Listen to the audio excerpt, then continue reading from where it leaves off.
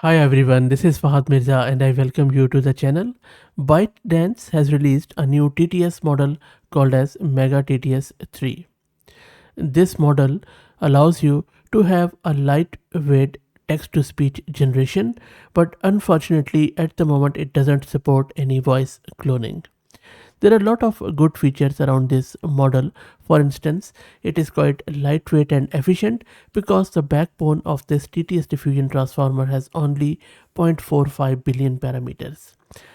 Also, it supports both Chinese and English. No other language, I think they should be supporting more given how much proliferation we have of these TTS models. One thing which really stands out about this model it that it supports accent intensity control and also fine-grained pronunciation duration adjustment, which is coming soon. But at the moment you can have your accents intensity control whether you are an English speaker or a Chinese speaker. You can control the intensity quite easily with just couple of parameters, and I will also show you when we get it installed locally and play around with it. Before we do that, let me also thank Mast Compute who are sponsoring the VM and GPU for this video. If you are looking to rent a GPU on very affordable prices, you can find the link to their website in video's description. Plus, I'm also going to give you a discount coupon code of 50% for a range of GPUs. This is the VM I'm going to use and my GPU card is this NVIDIA RTX 6000 with 48 GB of VRAM. Let's start by creating a virtual environment with Conda, and at the moment they support only Python 3.9. So let's wait. And now let's git clone the repo of this MegaTTS3 and I will drop the link to it in video's description. It's quite a lightweight repo by the way. And now let's install all the requirements, which is going to take some time. And while that happens, let me also introduce you to the sponsors of the video, who are Camel AI.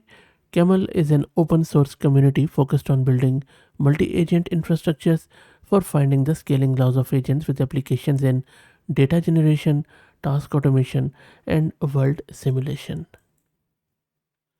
And while it installs the stuff, let's talk a bit more about this model.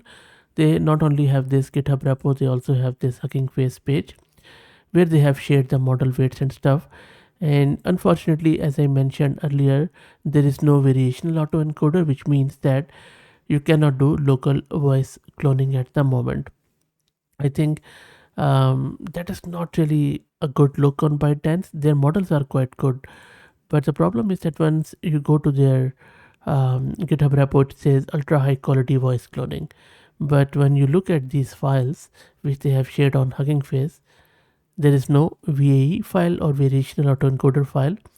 So it seems that until and unless you have this encoder, you won't be able to do any voice cloning. So that is where I think they should be working more instead of, maybe they are planning to offer it as a separate paid feature.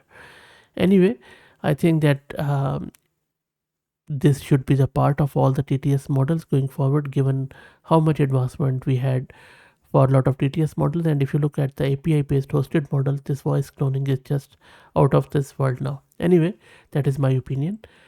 So let's wait for this to get installed. Almost there. Everything is installed. Now let's download our model. For that, we just need to log into Hugging Face and we need to make sure we have Hugging Face Hub installed, the package I mean. And then you would need to go to huggingface.co and grab your read token from your profile. I already have it, so I'm just going to paste it here. And that is where I have logged in. Next up, let's download the model. For downloading the model, just go to Hugging Face website. Then copy this repo name from Hugging Face. And then after doing that, just go back to your terminal and then run the CLI command. So this is where I'm downloading this MegaTTS3 into our local directory, which is called as checkpoints in the current repo. And the model is being downloaded. So let's wait. And the model has been downloaded. So if you check the content of this checkpoints directory, you can see that all the files are there from that repo. Let's go back one step, and now this is the time to run the inference. Let me paste the command for inference and I will tell you what is happening. So first we are defining our CUDA visible devices, which is 0. So it means it is going to be loading the model on my first CUDA device. If you don't have GPU, just remove this first CUDA visible devices and it is going to run on CPU, but it will be very slow. Anyway, and then I'm asking it to that, run this infer CLI, and then I am giving it this input path of my sample prompt file, which I'm going to play for you now. So this is just a sample audio file, which it will be using as part of the prompt. This is the research headquarters for one of the oldest companies in tech, IBM. Okay, so now you know what exactly this voice looks like. This is going to be used in this. And then I'm giving it a long text around that.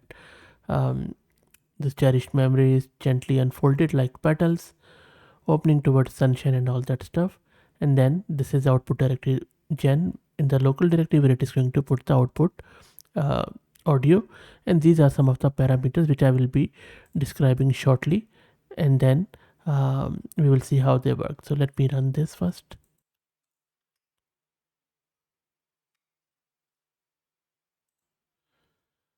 So it seems previous text was a bit longer for it. I have reduced the number of letters in the text and now it is generating the audio. And while it does that, let me also show you the VRAM consumption in real time.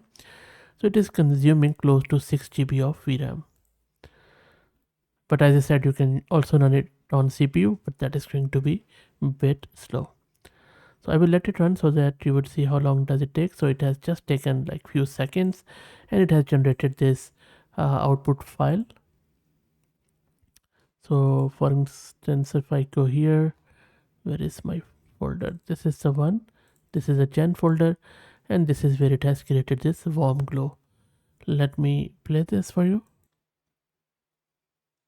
As the warm glow of happiness blossomed into genuine contentment this morning, cherished memories gently unfolded like petals opening toward sunshine, evoking bright laughter from hearts. So it is pretty cool in terms of this part where it has very perfectly followed the voice which we gave it as an input, and also the text. It hasn't missed a beat there, and all the emotions and the tonal qualities are also there.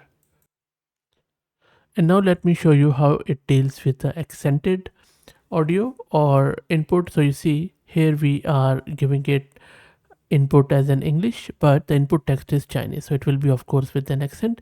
And if you look at the last two parameters, they define the control for the accent.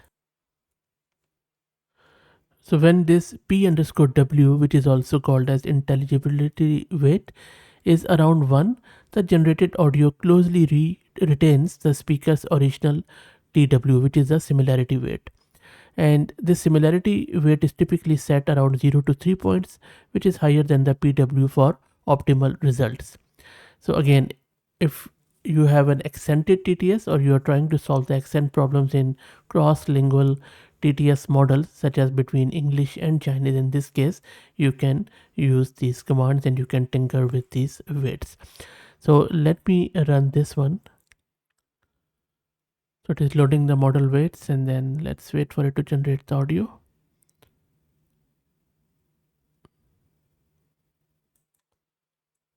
And it has saved the resultant audio in this file in our local folder here. So let me play it for you. 这是一场悠口音的音频。 So of course, if you're a Chinese speaker, please also let us know what do you think. But I think as far as voice characteristics are there, they are quite good and accent is there. So let's now just change those parameters a bit. So I'm going to now change these parameters. So you can see that I have now defined this parameter as a PW. I have increased that, which is intelligibility weight. So as you increase it, it shifts towards more standard pronunciation. and then I have also changed that TW to a lower value, so which means that it is going to also impact the accent there. So let's run this. It is going to take few seconds, and that's generated. Let me now take you to my browser and play it.